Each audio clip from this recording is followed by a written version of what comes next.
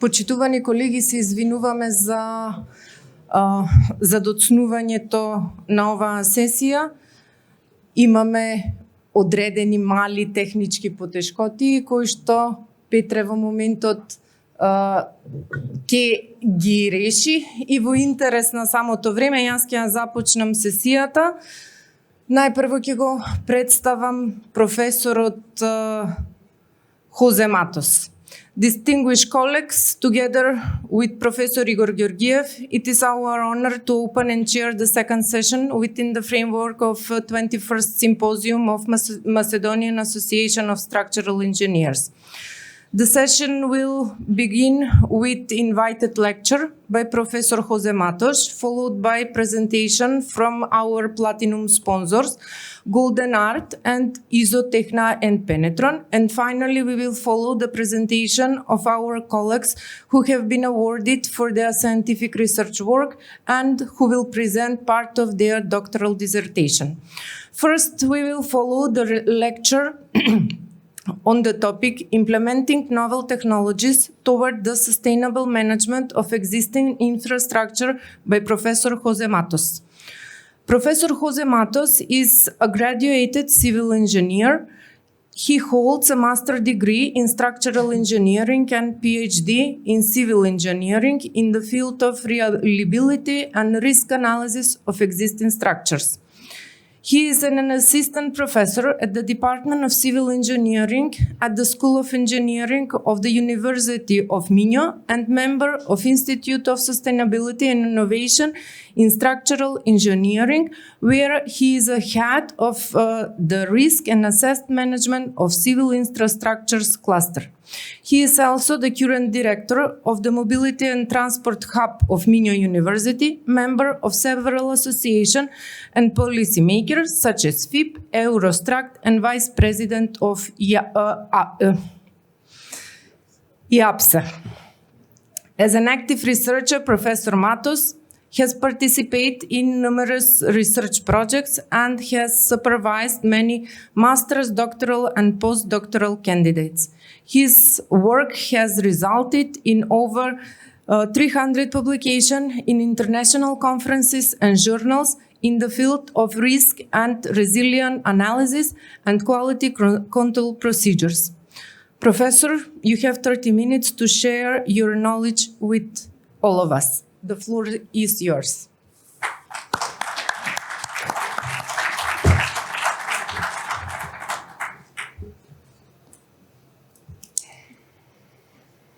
So, good morning.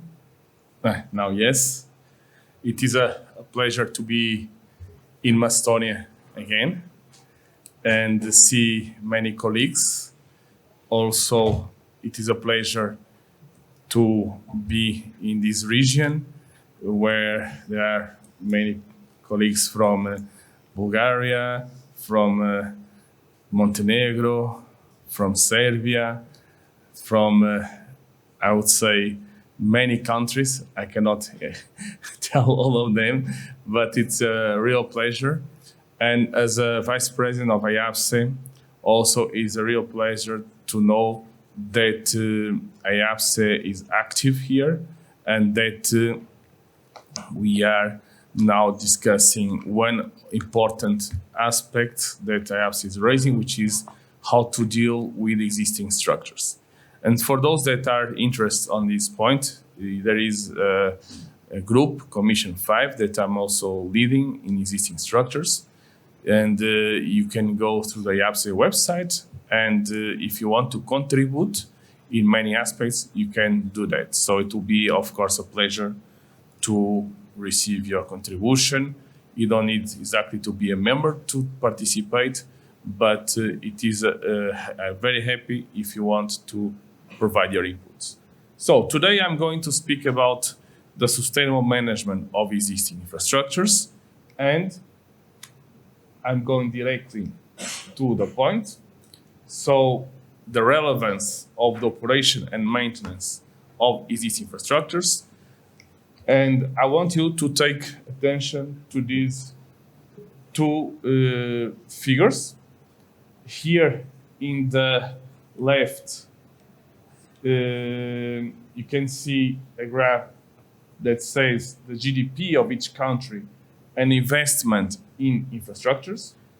And what is considered as transformational by the World Bank means that the investment that each country is doing is sustainable for the budget that needs to be done in the future in terms of operation and maintenance of such infrastructure.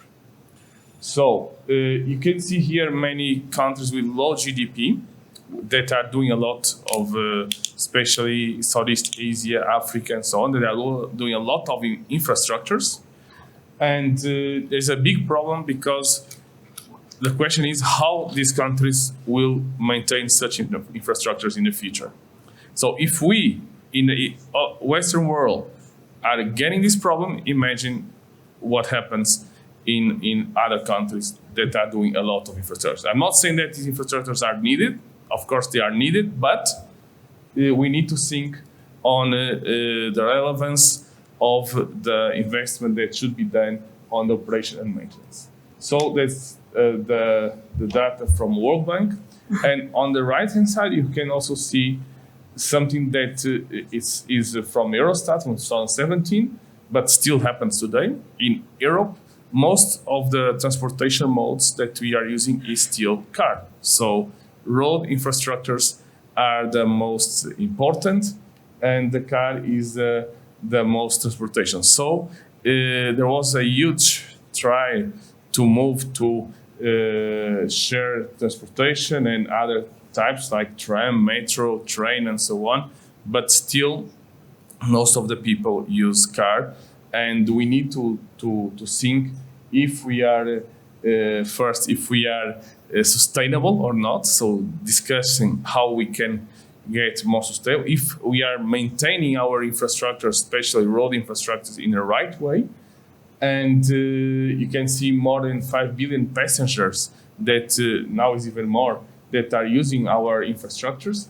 And this is a problem that also Western countries are facing. And in this slide, you see some figures. One from the European Commission report 2019. The expenditures on operation and maintenance, they are over 65 billion euros, which is more or less 0.4% of the GDP of the EU. And this is going to be more and more. And the US also has similar problem. Now we have more than 40% of bridges with more than 50 years old, and around 7.5% as classified as structural deficient. This was from a report from ASE. And the costs in Germany in 2001 were already 300 million euro in operation and maintenance. So this is a hidden problem. We like a lot to build new infrastructure, but then we close our eyes, and mostly because the political cycles are not coincident with infrastructure cycles. We do infrastructures for 75, 100 years, 120 years, but the political cycles normally is 4 years, 8 years, 12 years. And then this is a big problem because everybody is showing new infrastructures, but no one or very few people are concerned with how to maintain infrastructures. And then it comes to us as engineers to push for this topic. So, on the operation maintenance of infrastructures, I put it, the first thing is inspection and monitoring. We have a very good experts on that. Then we need to do the predictive analytics and finalize with the decision-making tools. And I would say that the digital twin is something that is now, a lot spoken, but is something that should include all these steps on the operation and maintenance. So digital twin is not something that is static, is dynamic, should change over time. From the moment we get more data, you get more and better predictions, and you can do better decisions. And in this sense, there are some attempts to build up management systems bridge management systems, now even more integrated management systems, not only bridges, pavements, traffic, everything integrated, and even integrating the management systems within the digital twin. So this is something that it's a tendency, and there are already some projects on this line to develop these management systems. Why? Because these management systems will allow us to take the best decisions or the most, let's say, optimal decisions.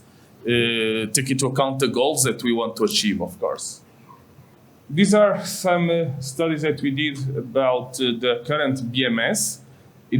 Was in 2021, and in 2021 still there were some aspects that were not raised in the BMS, like BIM and so on, that were not integrated in the current bridge management systems. Now, what are the challenges that we have? This was a study from IAFSE. You can see here that a lot of bridges fail not to only durability aspects. Of course, durability aspects is very important, but there are a lot of infrastructures that are failing due to extreme events, natural-based extreme events like flood and so on, landslides, but also they have infrastructures that are failing due to man-made hazards. And sometimes it's even a combination of both. And the problem is that most of the management systems that we are using, they only focus on the condition. So we need to move towards, we need to have poorly risk-based approach. We need to include resilience as well on the way we manage our infrastructures. And if we take into account also the scenarios of climate change and so on, this is even more hardly, because the tendency in some locations with this temperature rise and so on, it's having more extreme events, more frequent, and sometimes with higher impact. And we start to see some floods happening in semi-arid regions and all these, which are not prepared for this type of events. So again, the topic of risk and resilience is getting and more relevance on the operation and maintenance. And so that's the reason why United Nations is fighting for, also in our field of construction and infrastructure, for achieving the sustainable goals. And when in this direction, in the European Union, we are again focusing a lot implementation of digital tools, because with the digital tools, we're gonna help us taking better decisions and also implementing green solutions. Because if you want to be sustainable, we need to fight for implementation of green solutions. So this is more or less a resume of the introduction. We have the aging, the hazards. Climate change is a driver that will, there are some questions about it, of course, but it's a driver. There are emissions, we know that. Then we have from the other side the technologies that we have, and this is the concepts that we need to start to address. It's not complex concepts, but we need to consider them in order to have a proper quality control of our infrastructures. Now, this is the team that I'm currently running in the University of Minho, with many activities that we are doing, from assessment, building up tools, taking decisions, helping owners, and so on. And this is only possible with many projects that we are running in different aspects: transport, sustainability, data, risk, and many partners that are with us. Now, going to concepts. The first concept that I think is very important to include on operational maintenance of existing infrastructures is the concept of reliability, because when we deal with any infrastructure, we need to address uncertainties. There are two types of uncertainties: aleatoric and epistemic. Epistemic normally associated to the models that we use to represent the reality, and aleatoric is normal random variation of the parameters. But we need to consider them. And normally we go into these limit state functions, could be ultimate or service, whatever function you decide. You have a limit state, you need to decide if it's or not failing. This is the question that we need to answer. And these functions normally are very costly because you have many parameters. So normally we do a sensitivity analysis, and then to reduce the number of parameters, and then we go through advanced ways for calculating such reliabilities, the probability of the failure of the limit state being achieved. And here you have some advances that were being done. Nowadays, we are using meta models combined with other formulations like polynomial cause expansion or adaptive sparse response surface, because these are ways to reduce the computational costs, keeping the same accuracy when you calculate the reliability, or in other words, when we evaluate if the failure is or not being achieved in the infrastructure that we are analyzing. Then this is the very known beta factor that starts to show up in many codes. The beta factor is something that is connected directly with the probability of achieving a certain failure. And we as engineers, we need to know that. We need to know if this bridge has a higher probability than other bridge, or if this slope has a higher probability of failure than other slope, or even a service failure. Because with that, we can take decisions. We can make prioritizations. And the other concept that is also being introduced is the concept of robustness. And the concept of robustness is very important because it allows us to evaluate if we have any structure. One element of the structure that fails, is the whole structure failing or not? We call the disproportional collapse.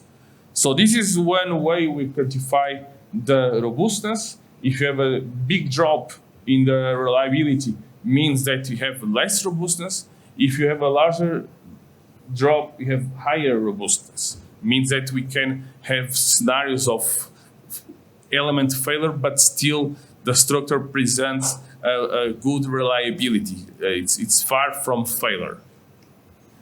So this is a bridge that we assess through a nonlinear analysis. We estimate the capacity of the bridge. We did a sensitivity analysis. We calculate the failure probability, in this case, the ultimate limit failure, and we got this beta factor connected with the probability of failure, which, according to the codes, is in a good condition.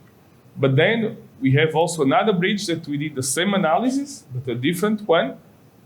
We get a higher beta factor, but in this bridge we did another study. We studied the effects of different man-made hazards.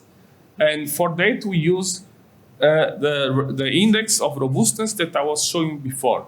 So what would be the drop in the reliability index for different scenarios of man-made hazards? And you can see here the red, which is the error due to poor concreting, is the one that has a larger drop in the reliability. So we can use the robustness indicator in this case to evaluate what will be the worst case scenario in terms of man-made hazards. The other aspect that I want to raise you is about risk. Everybody speaks about risk. Risk is directly connected with the consequences, because when we analyze a failure, we only see if the structure is far or not from the failure. But when we, as a owner, we need to make a decision, it's not only necessary the failure. If you have a small bridge connecting two small villages, if it fails, the consequences are not so high if you have a bridge that is in the middle of Skopje with many traffic. So we need to take into account the concept of risk and consequences. So when we speak about consequences, we have two types of consequences, direct and indirect consequences. Indirect consequences are the ones connected with the time that the bridge is not available during that period of rebuilding and so on. And we have many tools to analyze the risk, from more qualitative to more quantitative approaches. This is the ISO 31000. You can see here the likelihood is the reliability calculation, but then we need to combine with the consequences to make decisions. And this is an image from a earthquake. We did a very interesting work with a colleague from the Polis University in Albania, where we did for the city of Durrës that was affected by earthquake, we did a set of indicators that were relevant for doing the risk analysis at different levels, but also Another point is in Portugal is with respect to flood. And we did a huge analysis regarding the indirect consequences. This is in Tuscania. We simulate in different bridges that were part of the road network. And we simulate if we have a disruption due to that bridge collapse, what would be the consequences in terms of additional traffic time. And we define this detour impact index. We compute the flood propagation in terms of discharge. And then we calculate the fragility functions for different types of bridges in that area of Carrara and for such and different limit states. And then what we did, we simulate different failures in the network, and the one with a higher detour impact index, which is in this case the closure of path A, but if you want you can go to the publication. And in this case, this bridge failure means a higher time of traffic using other alternatives, so higher indirect costs. So when we speak about risks, it's very important to speak about costs, consequences, and we need to use the risk as a factor for decision making. The other point that I want to raise here is the aspect of resilience, because everybody speaks about resilience, but resilience is still a concept that is not very well addressed. And resilience is related to the capacity of any system to recover after a shock to the function that was before shock or even better. So how much time will it take and how the society is organized to make this recovery. So when we speak about resilience, we need to consider other aspects related with society, economy, and so on. Because it's not only the infrastructure. This is the part related with the infrastructure and the system. So when you have the hazard, is my bridge or my infrastructure able to attain that hazard? Yes or no? And do I have alternatives, alternative routes? We are speaking about the indirect consequences. Yes or no? We have redundancy in the system. But now you have other things that you need to add when you speak about resilience, like the resources. Is my organization, my municipality, my country prepared and has enough resources to deal with such hazard? And how fast will it take to recover? Because are we, the technicians, everybody, and we have materials in stock, everything, are we prepared to go directly to the point and make immediately and fast recovery? For instance, do we have, for instance, temporary bridges if there is a flood to replace the bridge that will fall down, military bridges? We need to discuss that, and the countries need to speak about it. So this is an example that we did regarding earthquake. For a bridge that was affected by earthquake, we have different times of recovery, a very fast recovery and a very low recovery. And here in these results, you can go to the paper as well if you have more interest, but you can see here that if you don't have retrofit, the drop in resilience is much higher than when you have retrofit. But if you have a fast recovery, the red curve is much lower, the drop, when you have a longer time for recover, the black curve. And the third thing that we can also conclude here is that if you do a proper maintenance of your bridge before the hazard occurs, you can see here these dot scenarios for 150 years operation maintenance, or if you don't do nothing, which is the no dots, if you don't do nothing, the drop in resilience is much higher than if you do a proper maintenance. So conclusions from here, we need to do retrofitting for seismic, we need to have and prepare for a fast recovery, and we need to have a proper maintenance planning. Now, fire. In Portugal, we were speaking every year about fire. And this is a problem. We did a study that the problem is that the firemen were focusing on exposure aspects, while infrastructure owners were focusing on critical aspects of the infrastructure. And due to that reason, this is a place where there were more than 100 people dying some years ago. And this is the tool that the firemen were using for fire propagation, where is the more critical aspects. And then you have the critical links, where it is from the infrastructure owners, which means that the roads that have less capacity for traffic flow. And these were not combined. So they were saying to people to use the firemen to use this road because it has it was the fire will achieve that road in a later time, but the road capacity was much lower. They didn't knew about it. So there was a huge amount of cars that were staying there, and then later, but came the fire, and then there were people inside the cars that were burning. It was completely chaotic. So we tried to combine both. We established critical aspects of what, and we realized that that roads that were not prepared and the roads that were supposed the fire to be attained later on were the most critical ones. So what we do, we did a critical indicator, and we start to think on solutions, in this case nature-based solutions, using kind of trees that were stopping the propagation of fire in these more risky roads to implement, and now we are using that not in all the country. Now, technologies that we are studying. I spoke a bit about resilience, about green engineering, but I want you to raise about AI and digital twin. Of course, robotics and model construction are also used on operation and maintenance. But regarding AI and digital twin, I want to approach because I realize that you are also using AI for making the presentations and so on. So it's very nice. And we are also using AI, of course, for doing many aspects on operation and maintenance. So what we are doing, one of the things that we are doing, we are implementing onboard sensoring in trains, in carriages. And with AI, we detect patterns of scores level in bridges with very good accuracy. And then once we have a score level achievement, then you get an alert. And then the inspector could go to the bridge and make assessment of the score.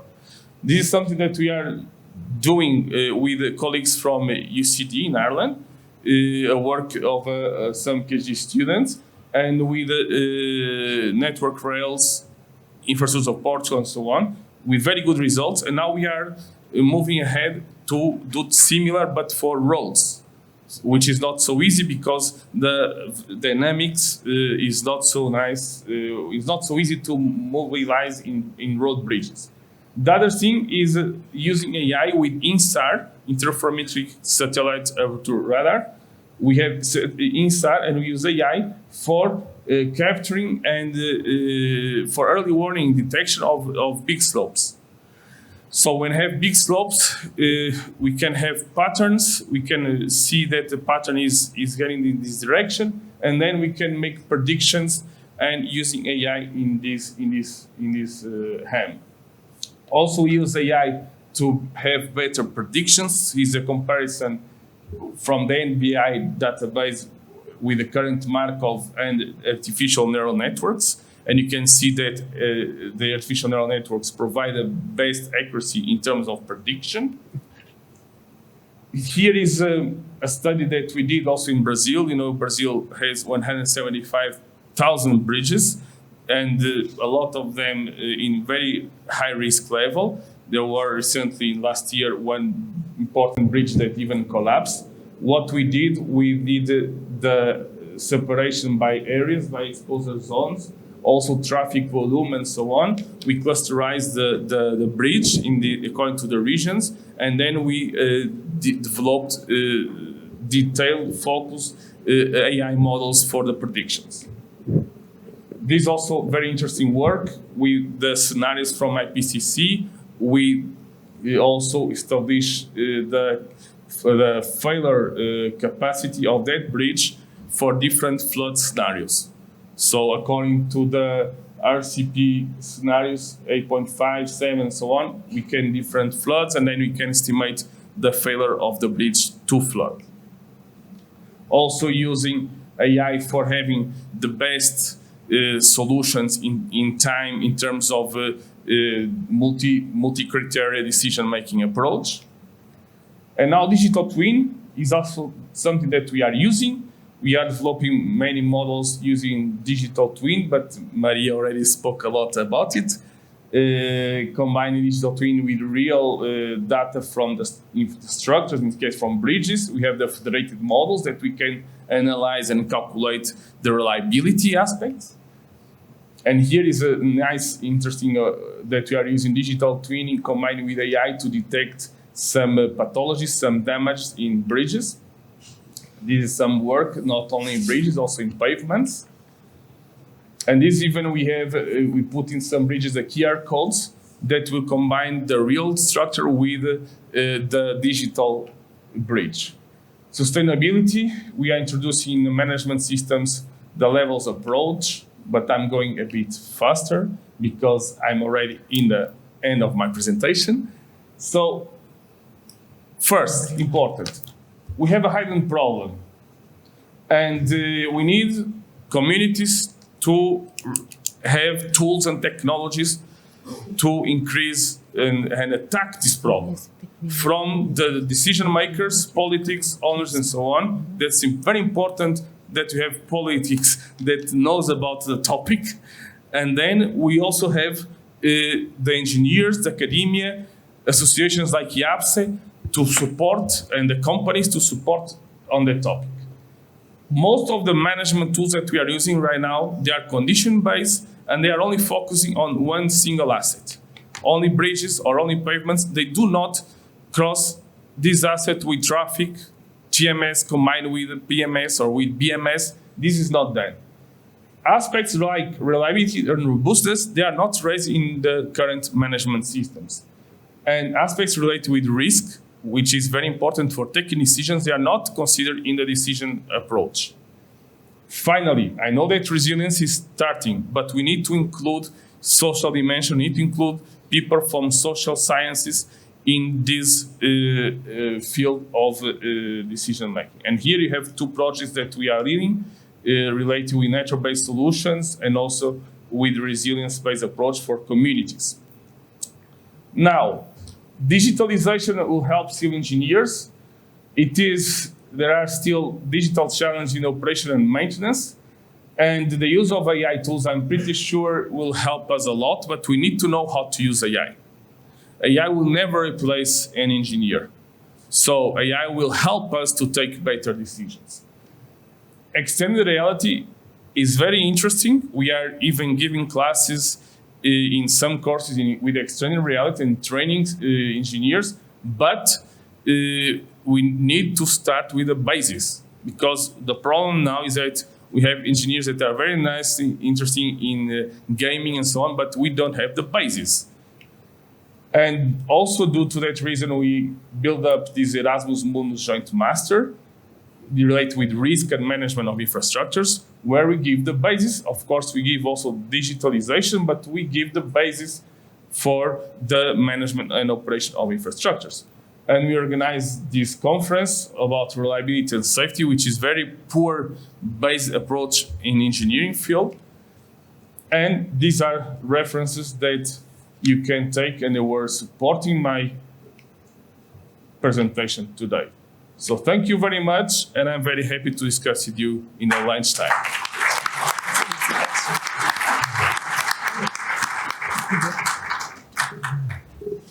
Председателът.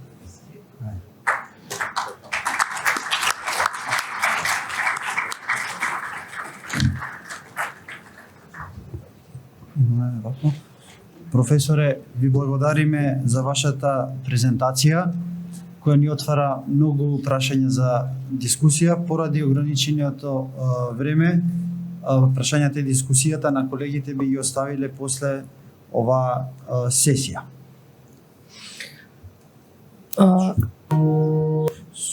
Сега, согласно програмата, продолжуваме со презентациите на нашите платиниумски спонзори и најпрво ќе проследиме неколку видеа, кратки видео презентации на платиниумскиот спонзор Golden Art. Веќе колегата Петар ќе е до компјутерот и ќе ги пушти видеата.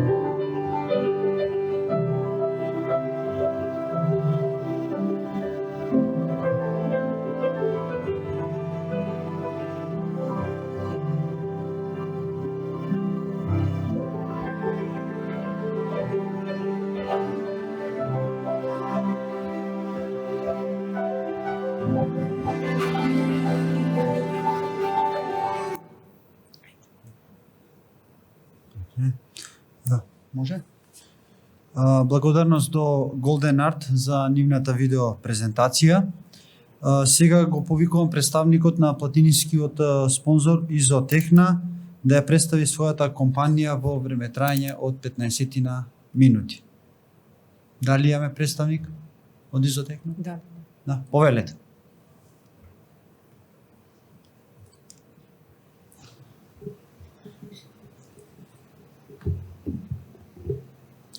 Good afternoon.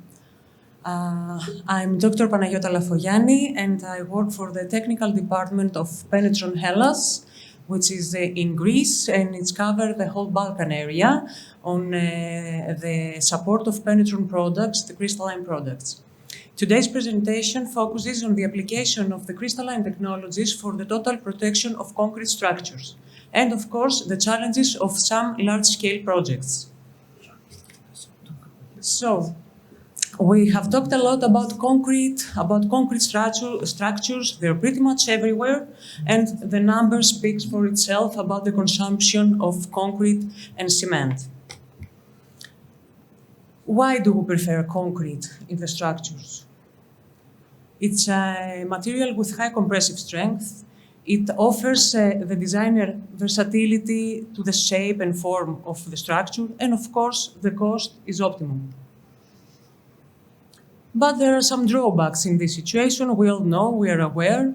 The low flexural strength, which is can improve by the use of the reinforcement, but we also have the thing that is called durability. Durability, according to the American Concrete Institute, is pretty much the meaning that the concrete will have the ability to retain its characteristics, its form, when it's exposed to the environment that it's supposed to, something that we don't see that much. But what affects the concrete's durability? There are a few factors that we all know and aware. Chlorides that induce corrosion to the reinforcement by the presence of chlorides, oxygen, and of course water. Carbonation, which can be caused by the presence of humidity, the relative humidity of concrete, and of course the CO2 from the air. We also have alkali-silica reaction due reaction by water and some reactive ingredients of the aggregates, and of course the alkaline of cement. Many cold environments have issues with freezing and thawing. Why is that? The water passes through concrete, it turns to ice and it expands, it causes cracks, and then it goes on and on until we have huge damages. And of course, we have aggressive chemicals and groundwater that can penetrate in concrete and cause images like this. So what do we see? All this factor has one thing in common, and this one thing is water. So we can safely say that if we decrease the permeability of concrete, we can increase its durability through time. So, if we heal the hairline cracks and the pores where water gets in concrete, we can achieve it. How? With crystalline technologies, such as Penetron crystalline technologies, which is actually what? The formation is similar to what you see in the pictures. How it works?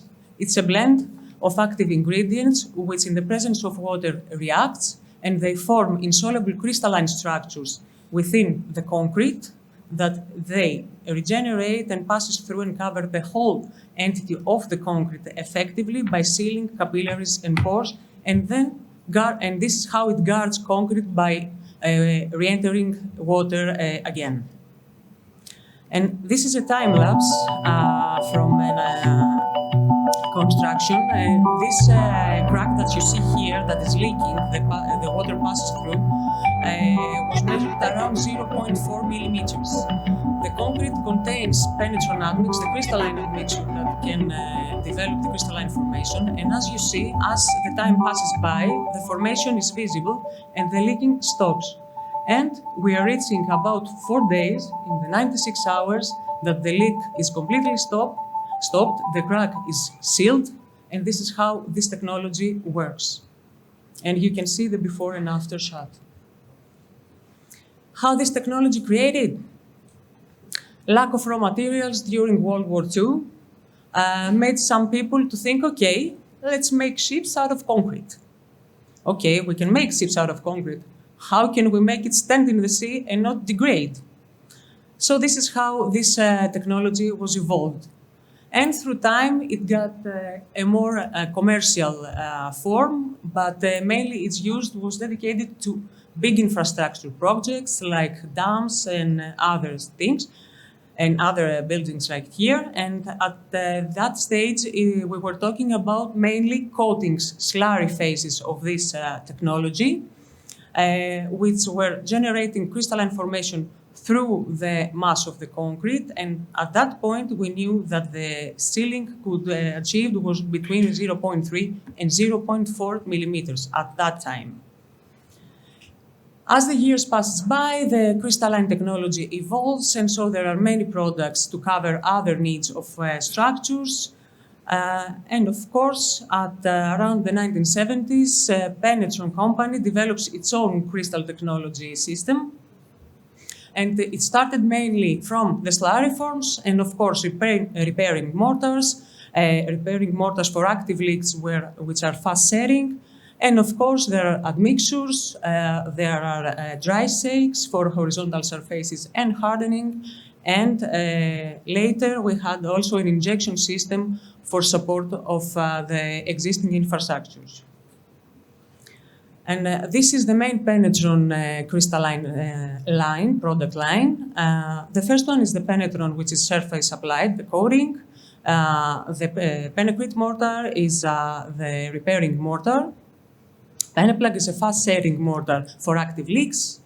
Injection system for filling and sealing deeply cracks and voids in the concrete.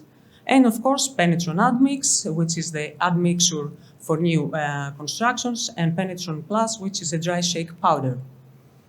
And at the recent years, Penetron as a company follows all the trends and evolution of the cement factor. And as we try to decarbonize our constructions and remove and reduce the CO2, we have new types of cement with supplementary cementitious materials.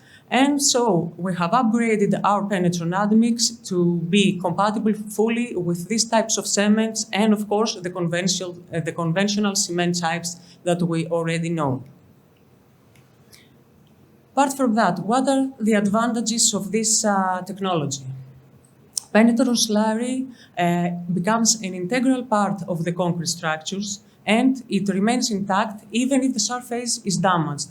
It carries many certifications according to EN 1504-2-3 and -7 for anti-corrosion protection.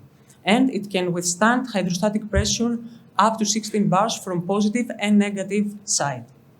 While Penetron Admix, the admixture for fresh concrete, can withstand up to 20 bars hydrostatic pressure. Both systems can withstand chemical resistance in a pH range from 3 to 11, and of course contributes to a better durability performance of the structure.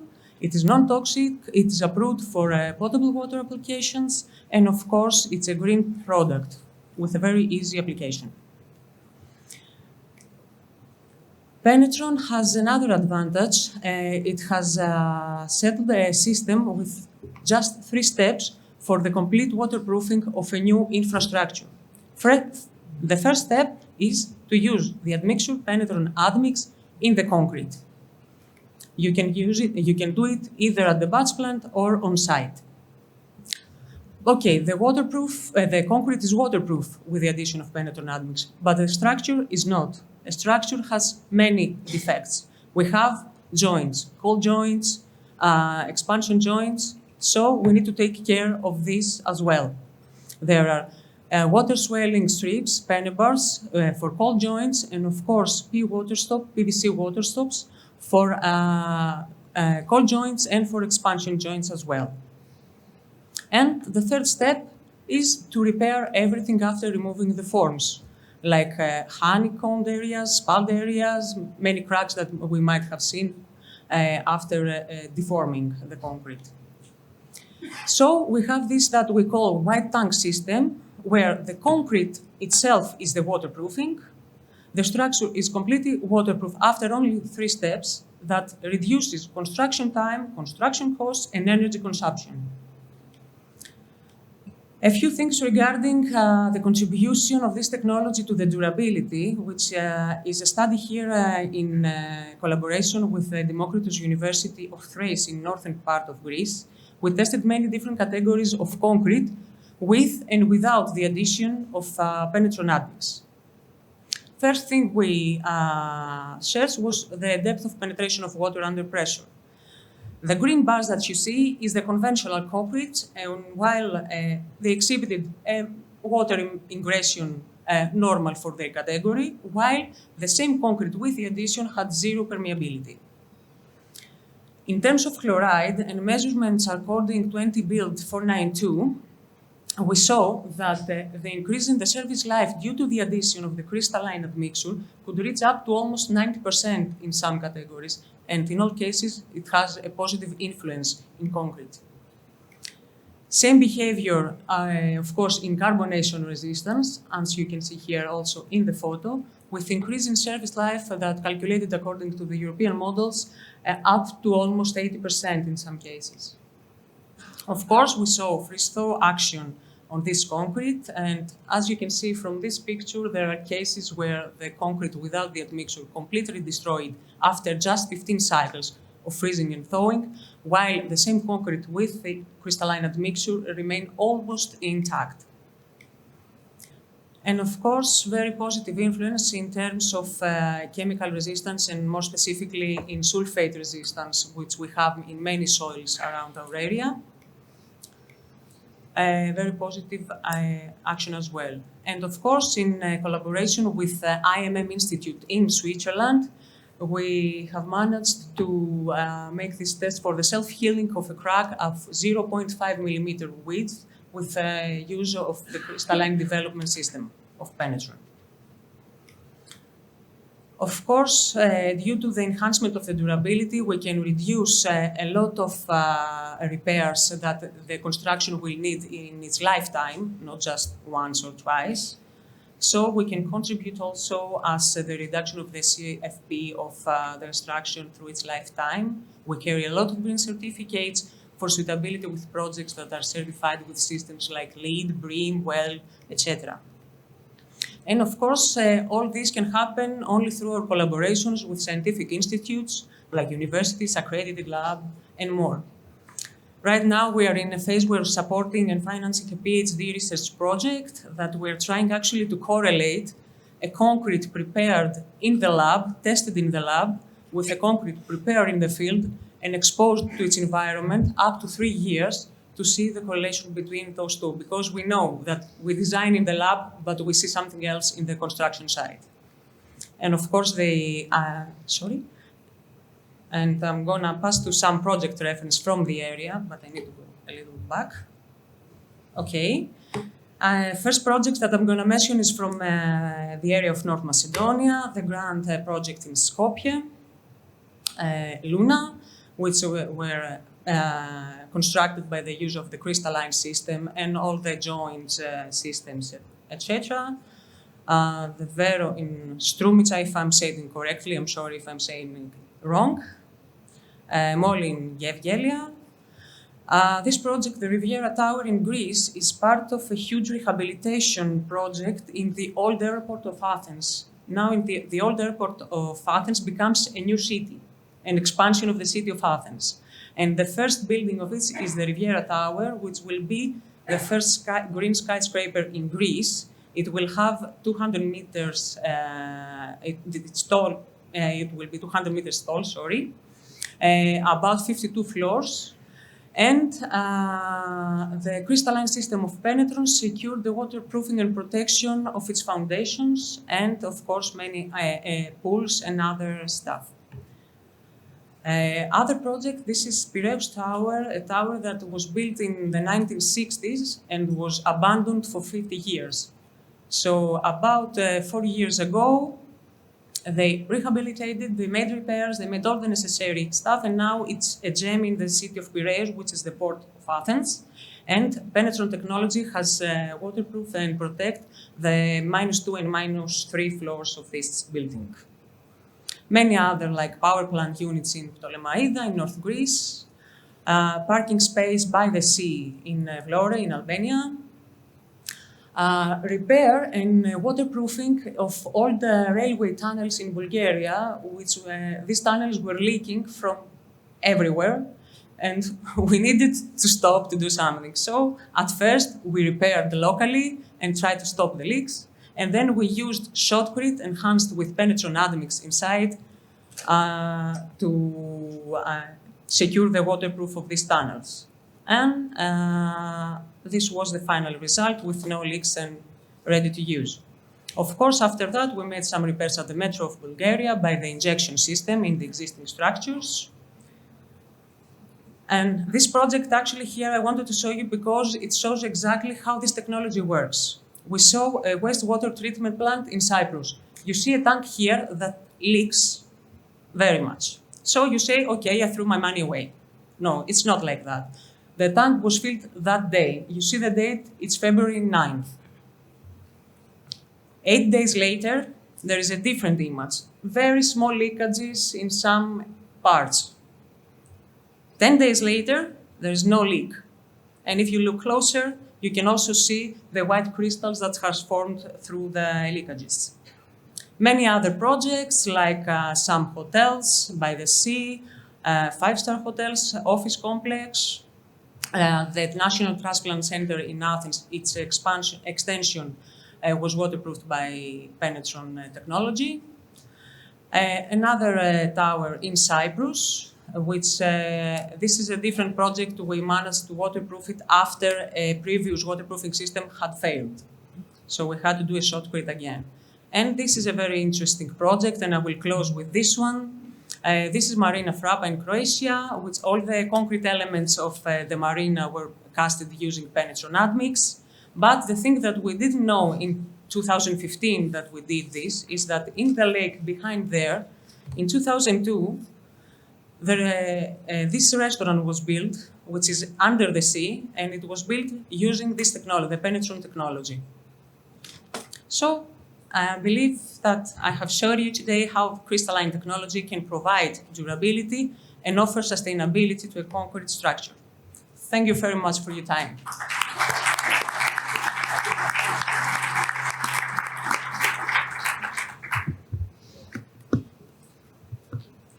Благодариме на презентациите на нашите платиниумски спонзори и сега имам чест да ја започнеме презентацијата на трудовите од нашите наградени колеги кои својата научно-истражувачка работа спроведена во изминатите неколку години имаат можност да ни ја презентираат со доста кратки и концизни презентации во време траење од 12 минути. Најпрво ќе го проследиме излагањето на колешката Јасна Грујовска-Кунеска на тема Современ пристап во дијагностика на состојбата на културно-историски споменици, архитектонска перспектива. Колешке, повелете.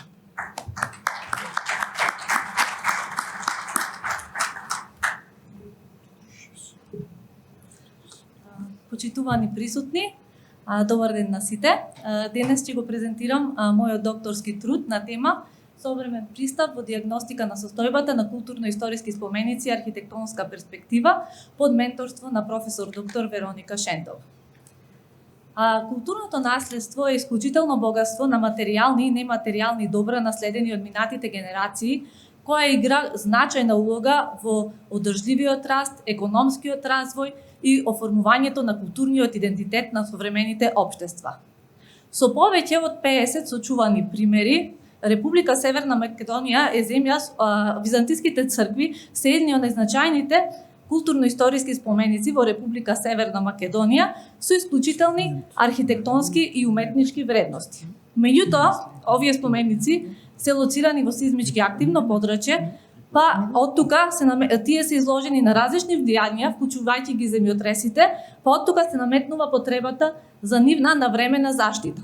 Во тој контекст, дијагностиката која што овозможува навремен увид во состојбата на спомениците се наметнува како клучен чекор во долгорочната заштита на историските објекти, овозможувајќи навремени и точни интервенции. И покрај значајноста на византиските цркви во нашата земја, сепак се уште не постојат сеопфатни податоци за нивната моментална состојба и степен на очуваност, што всушност и е главната причина за изборот на овој тип објекти и всушност во фокусот на моето истражување се византиските цркви на територијата на Република Северна Македонија. Истражувањето, студијата на црквите вклучуваше две фази.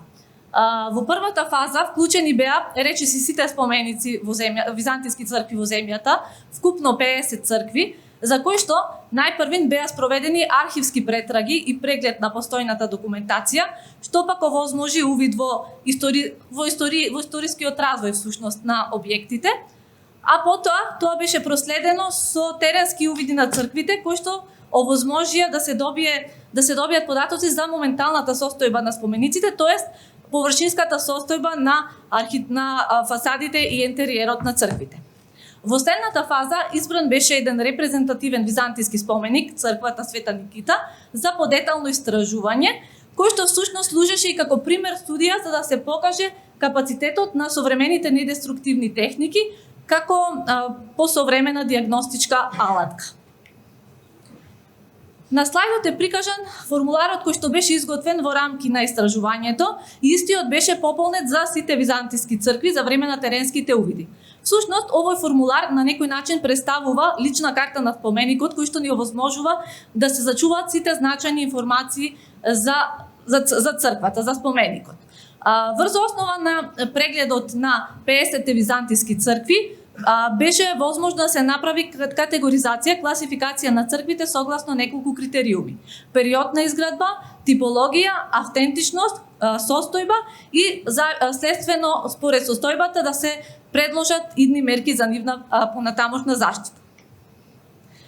Врз основа на добиените податоци од истражувањето беше заклучено дека црквите датираат од 9 до 14 век, со тоа што преку 60% од црквите се изградени во 14 век.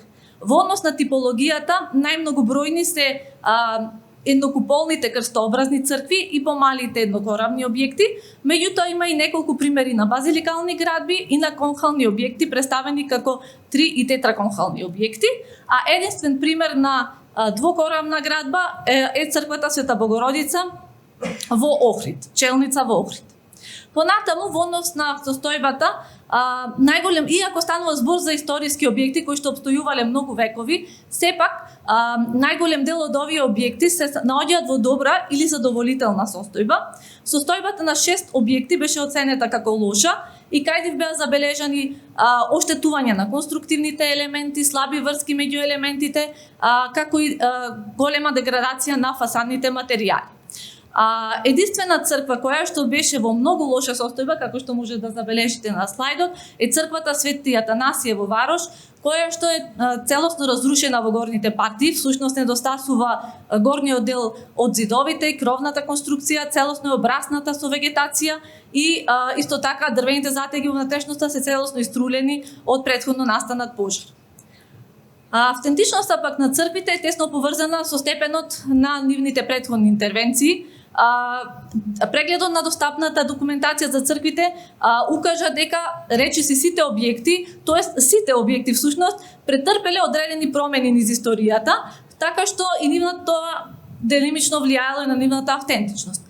30% од црквите се карактеризираат со високо ниво на автентичност, додека пак кај најголемиот дел, преку 60%, всушност речиси 70% од црквите, се карактеризираат со средно ниво на автентичност, што значи дека тука имаме одредени промени во вид на тремови или примена на посовремени материјали кои што влијаеле врз автентичниот изглед, врз автентичните материјали на спомениците. Единствена црква која што се карактеризира со ниско ниво на автентичност е црквата Свети Пантелеймон во Охрид, која што, како што знаеме, е целосно возобновена во 2001 година врз темелите на постар објект. Врз основа на прегледот на византиските цркви и следејќи ги современите светски протоколи во областа на заштита на културното наследство, во следната фаза избран беше еден репрезентативен византиски споменик, црквата Света Никита во село Бањани, Скопско, која што ги носи одликите на повеќето византиски цркви во земјата. Црквата е изградена во 14 век, како еднокуполна крстообразна градба. Изградена е од локални материјали, а во интериерот е сочуван оригиналниот фреско живопис од 14 век, што всушност и дава значителни архитектонски вредности на самата црква. Студијата на црквата се спроведе во период од 2021 до 2024 година и вклучуваше детални архивски претраги, преглед на постоечката документација и теренски увиди проследени со неколку недеструктивни техники, дигитална микроскопија, инфрацрвена термографија, 3D лазерски скенер и методот на амбиент вибрации. Визуелните инспекции вклучија детален преглед на фасадите и интериерот на црквата, при што беше забележено и овозможија податоци за генералната состојба на објектот. При тоа беше забележено дека генерално состојбата на црквата е добра, меѓутоа одредени неправилности беа сепак забележани на фасадите, како на пример изразена порозност на варовникот, присуство на влага во долните зони на северната и западната фасада и присуство на биоорганизми на сите фасади. Во интериерот беа забележени пак одредени микропукнатини во одредени зони од горните партии и прекид на една од дрвените затеги, што е позначајно оштетување, бидејќи знаеме дека дрвените затеги се значајни за придонесуваат за сеизмичката стабилност на објектот. Инспекциите со дрон овозможија увид на потешко достапни места како што е покривната конструкција, при што беше забележено дека состојбата е генерално добра, но одредена пукнатина на куполата беше забележена, што најверојатно се должи на нестучно поставени спојници. Понатаму, дигиталниот микроскоп беше употребен со зголемување од 40 пати и тој возможи подетално да се истражат фасадните материјали на црквата и биоорганизмите кои што се присутни. Беа идентификувани неколку видови на биоорганизми со предоминантно присуство на крустозни лишаи кои што се прилепуваат значително за подлогата, односно за материјалите, така што нивното отстранување е навистина тешко, без да се отстрани, без да се оштети подлогата. А исто така, при микроскопските истражувања, како што спомена, варовникот се покажа дека има изразена порозност, што тоа пак од друга страна повторно може да влијае на поголема можност за биолошка колонизација и можност за биооштетување во иднина. Примената на инфрацрвената термографија беше овозможи да се истражат одредени подповршински неправилности, односно неправилности кои што се блиску до површината, бидејќи продорноста сепак на инфрацрвената термографија е ограничена. Истота ни посочи, ни ги потврди всушност заклучоците од визуелните инспекции, дека имаме присуство на влага во долните зони на северната и западната фасада и дека таа влага се искачува некаде до 80 на сантиметри од висината на зидот. Во интериерот пак, со помош на инфрацрвената термографија беа истражени фреските, бидејќи целиот интериер на црквата е насликан со фреско живопис и во одредени зони посочи на одредени температурни промени, што може да се индикација дека одредени фрески припаѓаат на различни временски периоди. 3D лазерскиот скенер овозможи да се креира 3D модел, односно дигитална реплика на споменикот, која што може да се анализира и управува од различни агли зависно од потребите на корисниците. Овој 3D модел исто така е многу детален и може секоја димензија на елементите да се измери, што е особено значајно и исто така ни помогна при креирањето на математичкиот модел кој што беше понатаму користен за анализа на конструкцијата на објектот. Понатаму овој модел беше импортиран во AutoCAD програмот, што овозможи да се генерираат дводимензионални цртежи, како основи, пресеци, фасади и така натаму. Всушност, накратко, 3D скенерот ни овозможи да се добие, да се креира дигитална документација за споменикот во 2D и 3D, која што претходно не постоеше, затоа што постоечката документација на споменикот која што имаме е многу лимитирана и главно се состои од историски текстови без постоење на ваква техничка документација. И методот на амбиент вибрации ни овозможи исто така податоци за состојбата на конструкцијата на објектот, односно да се оценат периодите на вибрации и тоновите форми. Од формите на вибрирање беше забележано дека објектот вибрира како една целина, што укажува на ненарушено функционирање на дрвените греди кои што се наоѓаат во зидовите и на синхронно однесување на поедините зидови. Ова тврдење исто така подкрепено со фактот дека во изминатиот период од 30 на години состојбата на динамичките параметри всушност на објектот не се променети, затоа што кога ги споредивме со претходни истражувања во 90-тите години од минатиот век, тие се речиси, тоест и не се воопшто променети. Па како еден генерален заклучок, значи овој труд има за цел да ја постави диагностичката студија на заслужено место како една клучна карика во долгорочниот процес на заштита на културно-историските споменици и во нејзини рамки ја потенцира важноста од недеструктивните техники како современа диагностичка алатка. Формирањето на една база на податоци за византиските цркви во земјата всушност ни дава можност на едно место да се соберат сите значајни информации за спомениците и тие да се знае нивната моментална состојба и тие да се користат како појдовна точка при идните процеси за нивна за планирање на нивната заштита. Што се однесува до црквата Света Никита, генерално состојбата на црквата беше оценета како добра, без позначајни оштетувања на фасадите или конструкцијата, кои што можат да предизвикаат опасност за стабилноста на конструкцијата, така што за објектот се предлага само редовен мониторинг на годишно ниво. Ви благодарам на вниманието. Благодарам за концизната презентација. За жал немаме време спрема програмата и најавата. Имаме уште 3 презентации и 30 минути да останеме во временската рамка. Следи презентацијата на колегата Боријан Петрески под наслов Евалуација на методологија за проектирање на самоцентрирачки челични рамки со центрични спрегови. Повели доктор Боријан Петрески, доцент. Благодарам модератори на сесијата, почитувани професори, почитувани колеги и останати присутни. Ова што ќе го презентирам трудот денес е еден сублимат од докторската дисертација кој можеше да се спакува во овие 12 на минути кои ни се дозволени за презентацијата, затоа накратко структурата на трудот да ви ја презентирам. Значи ќе почнам со мотивацијата, еден краток осврт на иновативниот систем од самоцентрирачки рамки со центрични спрегови, некои претходни експериментални истражувања кои се вршени на нив и она методологија која е извршена како главна тема на докторската дисертација, значи методологија за определување на факторот на однесување на самоцентрирачките рамки. Ќе видите подоцна зашто тука специфично ги спомнувам за остатните поместувања и кратка дискусија и заклучоци.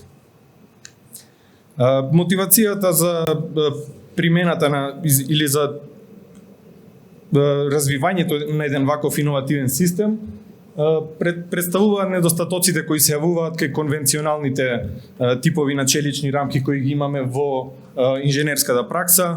Значи најчесто ние ги користиме рамките отпорни на свиткување и рамките со центрични спрегови. Знаеме сите кои се нивните предности, кои се нивните недостатоци, значи големите поместувања, големите оштетувања при циклични оптоварувања при силни земјотреси. Затоа е пристапено кон развивање на овој иновативен систем кој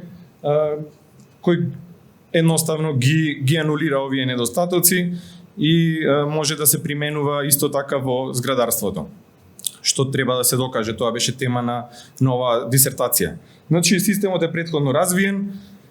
Тој се карактеризира со хистерезисен одговор во форма на знаме, значи ги користи своите два карактеристични елементи, системот на преднапрегање кој се состои од преднапрегнати кабли кои се водат покрај гредите од системот, кои заедно со гредите и столбовите формираат една врска на нишање, на англиски rocking connection, и системот за дисипација на енергијата кој го сочинуваат диагоналите. Тука се исто така прикажани и аналитичките рамки кои доведуваат до овој хистерезисен диаграм, кој прикажуваат дека по комбинирањето на овие два системи се доведува до еден систем кој има незначителни заостатни поместувања, иако претходно може истиот да претрпи големи релативни катни поместувања. Истиот систем е тестиран на сеизмичката платформа во рамки на Институтот за земјотресно инженерство и инженерска сеизмологија, каде се потврдени сите аналитички предпоставки на системот, значи дисипацијата на енергијата е само преку диагоналите, сите останати елементи остануваат еластични во текот на целото испитување и на крајот се забележани занемарливи заостатни поместувања на челичната рамка. Кратко само да напоменам дека за овој систем подобар пристап за проектирање е проектирањето врз основа на поместувањата, затоа што се добиваат поекономични конструкции, меѓутоа во дисертацијата и во овој труд е користено проектирањето врз основа на сила, за да може да се примени онаа методологија за определување на факторот на однесување и да може овој систем да се приближи до проектантите од праксата. Значи сите знаеме, проектирањето врз основа на сила се врши со помош на Q-факторот, меѓутоа кога ќе се иновира некој нов систем, потребно е да се определи соодветниот Q-фактор со кој би можеле проектантите да го проектираат овој систем. Постојат повеќе методологии за определување на овој фактор, меѓутоа моментално најкористени се американската FEMA P695 и во поново време ја има и европската, развиена во рамки на проектот InnoSeis. Генерално, постапката и на едната и на другата методологија е многу слична, со тоа што постапката на европскиот проект InnoSeis ги надминува недостатоците на американската FEMA рамка, со тоа што експлицитно го имплементира оценувањето на ризикот, има два задолжителни нивоа на однесување кои треба да се врз основа на кои треба да се оценува рамката и едно од поважните применува просечно спектрално забрзување како мерка за интензитет. Уште една предност е бидејќи оваа рамка е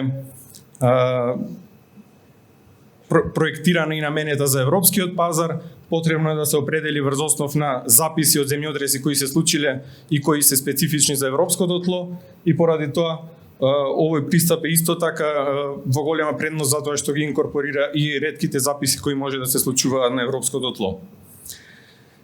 Прв чекор на овој пристап е определувањето на хазардот и изборот на записи за оцена на конструкциите. Сето тоа е веќе претходно дефинирано во рамки на методологијата, значи во однос на ова немаше потреба од вршење некои специјални истраги, значи дадени се тие 6 криви на хазард врз основ на кои треба да се определуваат да се определува ризикот од архетипските конструкции кои се проектирани во наредните фази и може да се напомене дека се земаат во предвид и региони со висока сизмичност и региони со средна сизмичност. Потоа се пристапува кон проектирање на овој систем. Начинот на проектирање е малку поразличен од сите останати рамки, го има во литературата, само што досега беше тоа извршено на еднокатни рамки, сега тоа е скалирано на 3, 5 и 8 катни рамки кои се проектирани со фактор на однесување, односно Q-фактор 4 и Q-фактор 5. Пристапот со кој се добиени меродавните вредности за димензионирање е генерално по еврокодот 8, но тука е даден и уште еден ламда пристап, односно во поново време научниците во Европа гледаат дека оној параметар бездимензионалната виткост ламда, која е ограничена на 2 во европските прописи, е доста ниска вредност, така да тие пробуваат да наметнат сега нова вредност од 2,5, која е доста компатибилна за овој систем, бидејќи се добиваат доста поекономични конструкции со доста помали спрегови кои сепак ги задоволуваат потребите од овој пристап. Нелинеарното моделирање е извршено со систем со модел со систем со еден степен на слобода, бидејќи главниот инженерски параметар врз основа на кој се определува Q-факторот во оваа студија е релативното катно поместување. Најпрвен се определени, тоа не е прикажано во овој краток временски период, се определени способностите на моделот на систем со еден степен на слобода и од овој график се гледа дека тој перфектно ги прикажува и максималните поместувања, но и за остатните поместувања кои кај овој систем, кај овој иновативен систем стига до вредност 0. Наредна анализа е статичката пушовер анализа, добиени се статичките пушовер криви за сите архетипски конструкции, потоа е преминато кон инкрементална динамичка анализа, врз основ на која се определени кривите на повредливост аналитички во оваа фаза, преку вертикална статистика, преку мерките на интензитет. Добиени се кривите на повредливост за сите архетипски конструкции во однос на две гранични состојби кои се пропишани во самата методологија, значи обезбедување на животна сигурност со 2,5% максимално релативно катно поместување и глобално рушење со 4% максимално релативно катно поместување. Значи овде се таргетирани тие две задолжителни цели на перформанс и накрај се оди кон споредба на резултатите од кривите на повредливост со кривите на хазард кои се добиени од првиот чекор. Во овој случај овие архетипски конструкции кои беа проектирани, кои се доста поекономични од самоцентрирачките, од обичните рамки со центрични спрегови, сите го задоволуваа условот за проектирање со Q-фактор 4 и 5. Во однос на заостатните поместувања не беше возможно да се изврши анализа на кривите на повредливост аналитички, пристапено е кон емпириско определување, бидејќи имаше голема агрегација на резултати кои беа или блиску до нула или доаѓаше до колапс на моделот. Сепак ова методологија е доста прифатена и дава доста добри резултати, применува биномна дистрибуција Бернулиева и може да се види дека и со оваа методологија дисперзиите од резултатите се доста мали и може да се заклучи дека и по овој параметар сите архетипски конструкции добро се однесуваат, односно го задоволуваат Q-факторот 4 и 5 со кој се проектирани. Конечно, некои кратки заклучоци и мала дискусија.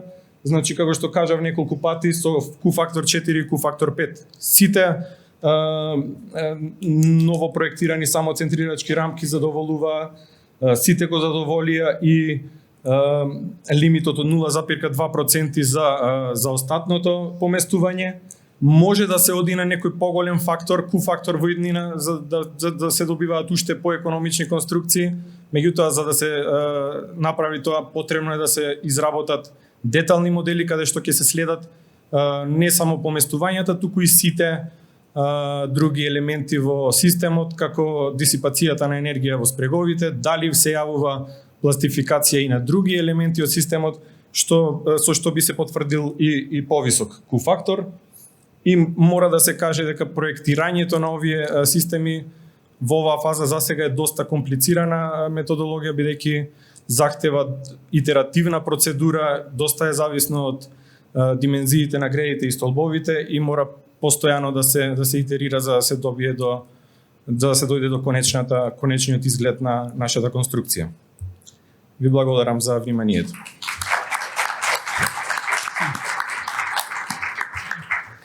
Благодарам многу за одличната презентација и вашето одлично излагање, она што се придржувате до времето, бидејќи имаме уште два труда, касниме со сесијата, бидејќи во 13:30 започнува ручекот до 14:30, па би предложила јас да продолжиме понатаму со останатите презентации. Би ја повикала колешката Ангела Попуска да го презентира трудот под наслов Подобрени самоцентрирачни челични рамки со дијагонали во сизмички активни региони. Предпоставувам дека ова ќе биде едно продолжение и надополнување на колегата Борјан Петрески. Почитувани професори, почитувани колеги, драги гости, ви благодарам најпрво за најавата. Пред да почнам, би сакала се заблагодарам на мојот ментор и на мојот коментор за помошта при изработката на оваа дисертација. И најпрво би почнала со воведот, односно што се тоа самоцентрирачки системи, бидејќи да бидам искрена, јас уште кога бев назначена на тој проект, што на почеток не ми беше главно јасно што се тоа, па затоа и би сакала да почнам во тој правец. Односно, знаеме дека ние актуелните кодови, што ни ги даваат актуелните кодови, односно меѓу кои Еврокод, ни препорачуваат употреба на системи кои што предвидуваат појава на пластични деформации, односно со тоа што значи дека ние за средни и големи земјотреси ја прифаќаме појавата на заостатни деформации. Односно гледаме дека имаме голема дисипација на енергијата, меѓутоа имаме и заостатни деформации. Значи, иако безбедноста на животите и економичноста се во преден план на овие системи, сепак ова доведува до значителни предизвици при санација, односно после земјотрес. Па така, во современите пристапи кон сизмичкото проектирање, особено во посовремените земји, се става еден акцент и на постземјотресната функционалност на конструкцијата, што доведува до поотпорни сизмички отпорни конструкции. Односно така, самоцентрирачките конструкции се еден тип на такви системи, кои што главна цел е да ја вратат конструкцијата во првобитната положба, а тоа настанува преку употреба на рокинг врски, односно врски на нишање, каде што возможуваме појава на отвор помеѓу столбот и гредата и сили на преднапрегање кои што враќаат конструкцијата во првобитна положба. Дисипацијата кај овие системи, иако гледаме дека е значително помала во однос на затемнетата површина на хистерезисот, настанува преку елементи кои што се подложени на пластични деформации или додатни уреди за дисипација на енергија. Па така комбинацијата на овие два одговори ни го дава хистерезисот во форма на знаме.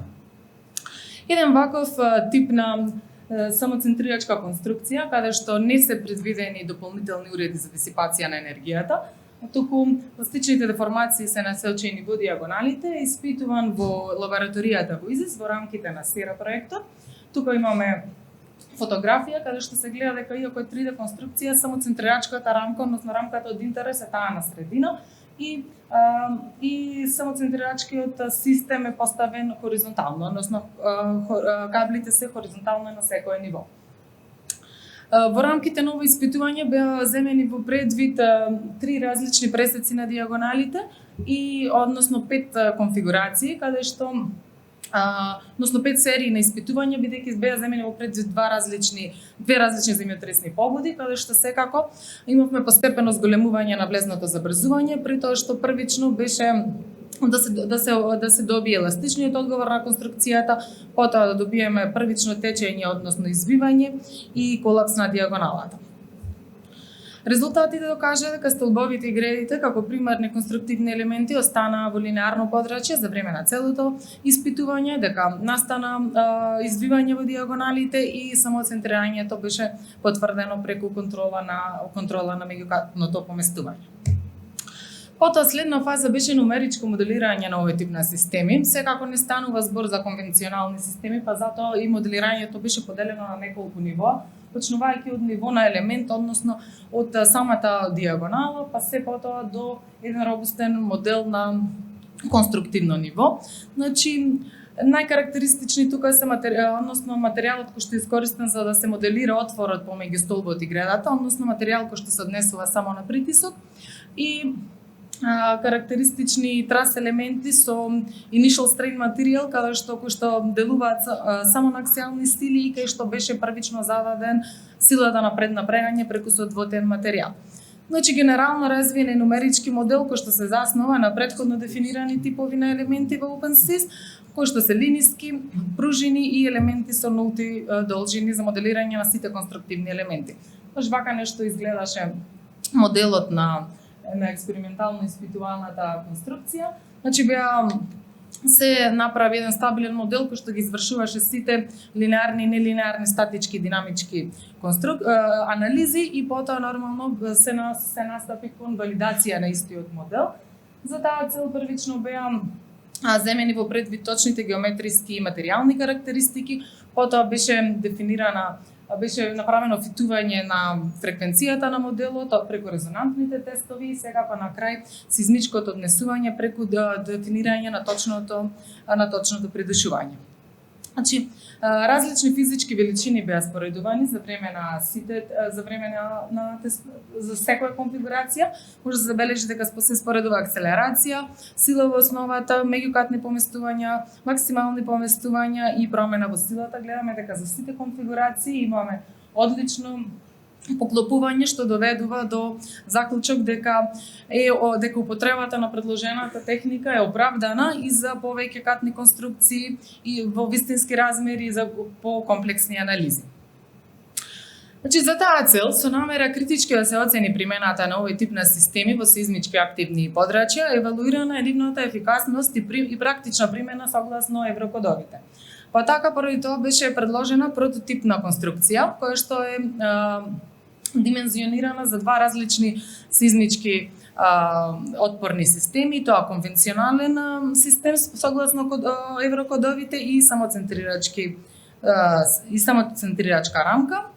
За таа цел беа развиени два нумерички модели, каде што конвенционалниот ги следи препораките и насоките на OpenSys, додека самоцентрирачката рамка беше моделирана со претходно верифицираната техника согласно експерименталните испитувања. Споредбата е направена преку нелинеарни статички и динамички анализи. Од нелинеарната статичка, од пушовер анализата може да се констатира дека самоцентрирачката рамка има посупериорен одговор, бидејќи граничните состојби на употребливост се достигнати при поголеми поместувања и секако од аспект на оштетување, значи кај конвенционалните имаме појава на пластични зглобови во диагоналите, во гредите и на крај во столбовите, додека кај самоцентрирачките имаме пластични зглобови само во диагоналите. Следно, нелинеарната динамичка анализа беше направена за сет од 30 земјотресни записи, кои што се карактеристични за висока сеизмичност во Европа и тие истите се скалирани до три различни нивоа, односно се скалирани до ниво на често очекуван земјотрес, ниво на проектен земјотрес и ниво на максимално очекуван земјотрес. Па така добиени се вкупно по 90 нелинеарни динамички анализи за двата системи и резултатите се прикажани во форма на аритметичка средина, медијана и стандардна девијација. Така што може да се каже дека главната разлика е дека иако имаме значително намалување на заостатните деформации или нивна елиминација, сепак има зголемување на околу 20% на максимално измерените поместувања. Тука гледаме приказ на споредба на резултатите за класичниот тренд на однесување и поради тоа, значи преку резултатите од компаративните динамички и статички анализи се идентификувани предностите и недостатоците на системот, меѓу кои побитни беа поголемите максимални поместувања и секако по тоа што дека после поголем земјотрес ние би требало диагоналата да ја замениме. Па поради тоа ова доведе до идејата да се применат хистерезисни предушувачи за подобрување на системот и во конкретниот случај предвидена е употреба на предушувачи на триење. Значи предложениот предушувач реагира како осигурувач на диагоналата, односно е заштитува од извивање со тоа што ги прима со тоа што ја дисипира енергијата. Филозофијата на проектирање на овој тип на системи е голема и обемна, меѓутоа јас ќе се задржам само на товарот на активација, односно тоа е еден параметар за кој што нема детални насоки, па поради тоа беше направена параметарска анализа повторно преку нелинеарна динамичка анализа, односно беа земени во предвид три нивоа на активација на товарот и тоа поврзани со капацитетот на диагоналата и тоа 25%, 50% и 75% од силата на извивање. Односно таа би била силата на активација на придушувачот. За сите тие беа направени истите динамички анализи и повторно го имаме истиот начин на презентација, од така што 270 анализи се обработени и заклучокот е дека кога истиот е проектиран да се активира, кога превишувачот е проектиран да се активира за помала сила, тогаш сме посигурни во заштитувањето на диагоналата од извивање, но имаме помала дисипација на енергијата, поради тоа имаме и поголеми поместувања. И секако обратното за кога придишувачот се активира покасно, односно кога имаме 75% од силата на извивање. Па така понатаму ќе се оди со измеѓу, бидејќи кога имаме 50% од силата на активирање, тоа е скоро приближно со подобрата, да речем 75%, но меѓутоа сме посигурни во однос на обезбедување на диагоналата, што беше и една од главна цел во случајов. Потоа беше направена споредба на сите три рамки и тоа што може да се каже дека самоцентрирањето и дисипацијата на енергијата не се од големо значење при често очекуван земјотрес. Тоа е најмногу поради конзервативните граници што ги поставува Еврокод најмногу кај поместувањето. А сепак нелинеарните динамички анализи при интензитет на проектен и максимално очекуван земјотрес ни покажуваат дека предложената рамка има максимални поместувања слични или помали во однос на конвенционалната, додека имаме елиминирани или значително намалени заостатни деформации. И секако имаме со тоа што се предлага еден скоро неоштетлив систем, бидејќи со тоа заштитуваме и диагоналата од извивање. Супериорноста на предложената рамка е особено изразена при максимално очекуван земјотрес. Тоа го гледаме од овие резултати. На крај, тука со времето, добар time's up, така да заклучоците ќе ги скокнам, односно беа кажани истите во текот на целата презентација.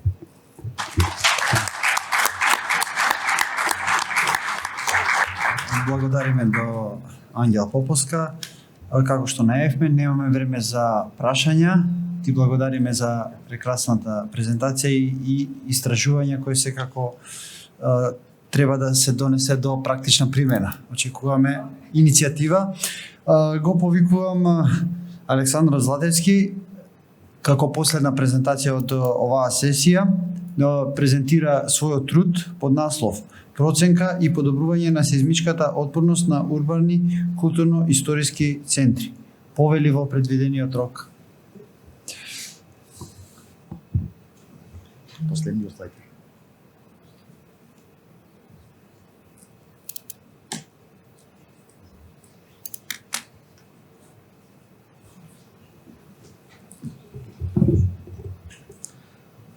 Добар ден на сите, почитувани водачи на сесијата. Ќе се обидам најкратко што можам да ја образложам мојата докторска дисертација под наслов Проценка и подобрување на сеизмичката отпорност на урбани културно-историски центри под менторство на професорката Вероника Шендова. Урбаните историски центри се важен дел од културното наследство. Покрај нивната културно-историска вредност, тие обично представуваат важни економски и туристички центри. Обично се градени од неармирана зидарија, градени се густо, со реконструкции, на површен и наметлив начин, често подложени на проширувања, надградби, доградби, а од најголема важност тука е да се процени вистинскиот сеизмички одговор на овие урбани историски центри. Значи, најчесто се состојат од зидани конструкции, изградени пред воведување на било какви сеизмички прописи. Овие конструкции, кога се подложени на силни земјотреси, се едни од најповредливите. Затоа, главна цел на ова истражување беше да се предложи ефикасна методологија за проценка на сеизмичката повредливост на зиданите објекти, која ќе биде аналитички најпрво соодветно прилагодена и согласена, а потоа истата ќе биде аналитички и експериментално подкрепена. Како најадекватна избрана беше иновативна хибридна методологија за проценка на сеизмичката повредливост со користење на поедноставен метод на бодување. Овој метод првично е развиен во 1984 година, адаптиран и калибриран повеќе пати со користење на податоци за штети од веќе случајни земјотреси. Индексот на повредливост се пресметува како тежинска сума од 14 независни параметри. Секој параметар опфаќа еден аспект на сеизмичкиот одговор на конструкцијата, а тие се распределени во 4 различни класи А, Б, С и Д. Врз основа на ова може да биде понатаму се пресметува и средното ниво на оштетување, а тука во табелата се прикажани и оштетувањата кои може да ги доживее една конструкција.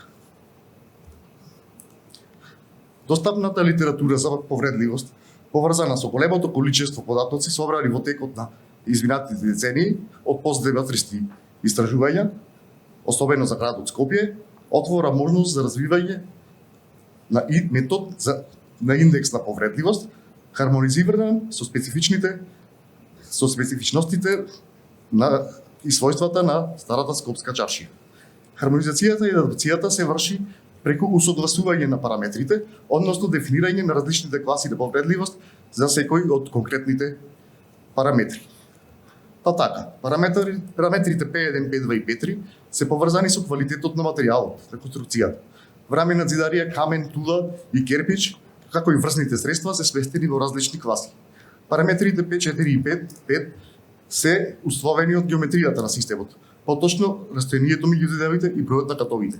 Локацијата и состојбата на почвата ја одредува класата на параметарот P6. Позицијата и интеракцијата помеѓу објектите се особено значајни во густо изградени средини, а тие се опфатени со параметарот P7, поред прикажаното на сликата. Нерегуларностите во основа, а исто така и по висина, се исто така важни, а од нив зависат два параметри. Отворите се многу значајни кај зидаријата, а нивната подреденост може да предизвика различни класи. Параметарот P9 ја опфаќа промената во геометријата на вертикалните елементи, додека P11 однесувањето на хоризонталните диафрагми. Значи, крути и добро поврзани диафрагми се подобри од флексибилни и слабо поврзани диафрагми. За потврдување на класификацијата на материјалните карактеристики од кои се изведени објектите, извршена е споредба на низ резултати од квазистатички испитувања, а со акцент на испитување на примероци и речици идентични како што се изведени оние објектите во старата скопска чаршија. Испитувањата се спроведени, сите испитувања се спроведени во лабораторијата на ИСИС и биле дел од некои проекти за постојна состојба или санација и заекнување на зидени конструкции. А додека пак верификацијата на внесувањето на цели конструктивни системи е извршена преку компјутерска анализа на една прототип конструкција, а верификацијата е дополнително спроведена преку анализа на виброплатформа на избран карактеристичен објект од старата скопска чаршија кој што ги задоволува сите нејзини, кој што ги задоволува главните карактеристики типични на објектите. Со цел да се прикаже ефикасноста на претходно опишаната методологија, истата е применета на историскиот центар на градот Скопје. Како резултат на голема теренска активност во чаршијата се констатира дека во незината структура екзистираат 539 објекти. 14 од објектите се културно-историски споменици, заштитени со закон и подлежат на специјален третман, додека 22 не ни беа достапни за евалуација. Тука сакам да нагласам дека 150 од објектите во старата скопска чаршија се модерни армирано-бетонски конструкции и понатаму немам што да кажам за ова. Значи останати за евалуација беа 353 зидани конструкции. Значи имаме за овие сите конструкции по 14 параметри, значи имаме огромна количина на податоци, а за нивна полесна обработка, како и за поедноставно прикажување на резултатите, искористена е алатка за алатката QGIS за геоинформациони системи. За брзо и лесно собирање на резултатите, значи беше креиран и специјален формулар, соодветно прилагоден на карактеристиките на историскиот центар на Скопје, кој овозможува систематско собирање на податоци, Поврзани се параметрите кои се потребни за проценка на сеизмичката повредливост. Пополнет формулар е прикажан тука за еден карактеристичен објект. После анализата, најпрво, на левата страна, прикажана е просторна распределба на вредностите на индексите на повредливост.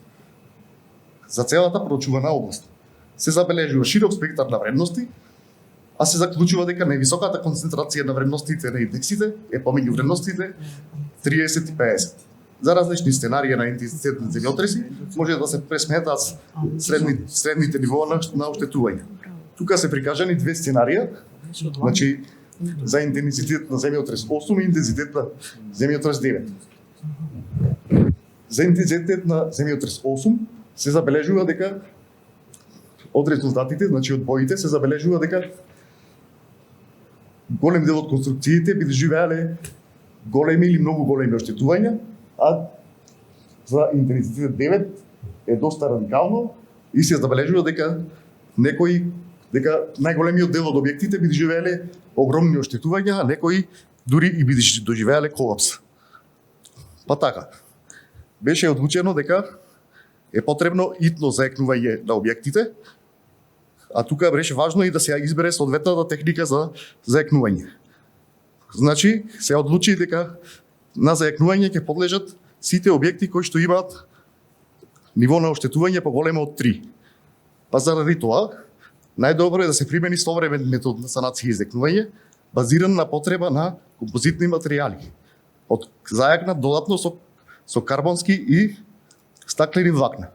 За таа цел беше избран системот ROF-Сисма-Калке, но претходно потребно е да се изврши инјектирање на веќе оштетените објекти и онаму каде што е можно да се изврши така наречено врзување или на англиски tying на вертикалните со хоризонталните диафрагми. Според тоа, дел од коефициентите добиваат нови коефициенти за класите, па со примена на оваа методологија, овие коефициенти сите би биле во класата А, односно во најдобрата класа. Спроведена е нова пресметка, од која се забележува дека сега концентрацијата на индексите на повредливост е меѓу 10 и 20, значително помало од претходно, со максимална вредност 22. Анализирајќи го сценариото за интензитет 8, се забележува дека заекнатите објекти претрпеле мали оштетувања. Најголема трансформација се забележува во сценариото со интензитет 9, каде што објектите за кои што очекуваше да претрпат големи оштетувања, па дури и лом, сега не преминуваат вредноста од 3. Од споредбата на резултатите за нивото на оштетување, како и од развиените криви на повредливост, јасно е какви се ефектите од примената на заекнувањето. Најголемата придобивка е што степенот на оштетување за сите оценети конструкции за најлошото сценарио на очекуван земјотрес во Скопскиот регион, а тоа е 9 степени, не надминува 3. Ова значи дека при таков земјотрес објектите би претрпеле штети, но до степен до кој тие се лесни за санирање и што е најважно, нема да предизвикаат човечки загуби. Дали имам време?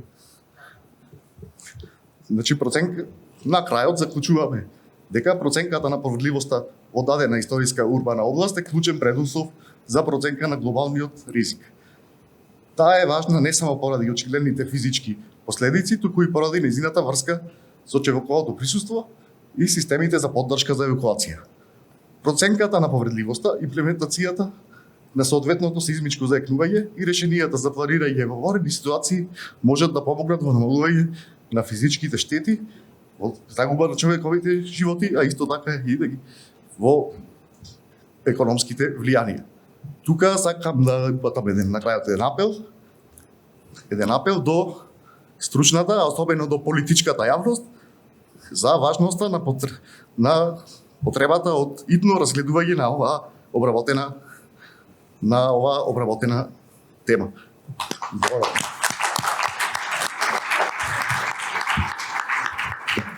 Ви благодарам многу, Александар. Со ова ваше излагање влеговме во распоредот и сесијата ќе ја завршиме на време. Меѓутоа, пред да завршиме, јас сакам да кажам дека 12 минути на вистина се многу кратко време. Не ми се допаѓа што водам сесија каде што не можат да бидат поставени прашања, бидејќи на прашањата кога одговарате убаво е сите овде да ве чуеме во салата. Меѓутоа, поради околностите сега ќе мора тоа да го направиме за време на ручекот. Во исто време сакам да упатам честитки до вашите ментори за обемната работа која што сте ја сработиле, меѓутоа и до Институтот за инженерска сеизмологија, бидејќи сите 4 кандидати се всушност кандидати од ИЗИС. Ви благодарам многу и ве повикувам да одиме на ручекот. Ви благодарам многу. Ви го сгрешив, Ибер. Место ИЗИС да речам, изгрешив.